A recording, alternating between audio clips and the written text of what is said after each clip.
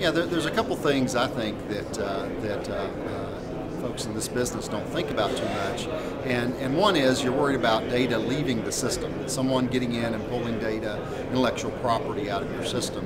And one way to approach that is sometimes it's difficult to keep all of the attacks out of your system, but what you can do much easier is monitor what's going out of your system.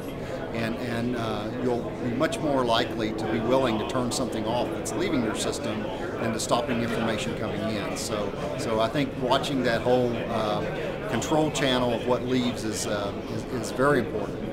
The second technique is when data is being changed, which is a very insidious threat. So one way to do that is, I'll give you just a simple example, is you can store in two different places and compare it often so that you can see if there has actually been changes going on in the network. And as far as Raytheon goes, you're looking at products, but Lynn also talked about sort of methodology and culture and thought around how to approach cybersecurity. Can you talk about those elements within Raytheon? Right.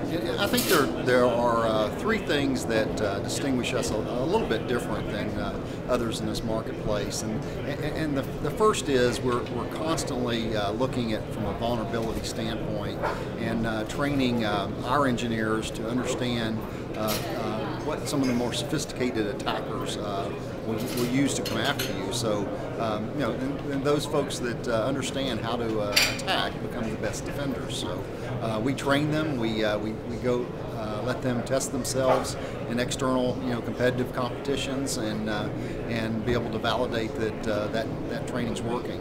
I think the second is the culture that we have put in place, just in small work groups or work cells that are very innovative. Think of it almost like a .com environment that we put in place. And I think the third thing is just our philosophy to always test our products and solutions on our own systems, which are very important to protect our own systems, and we have all the lessons learned before we roll them out to our customers.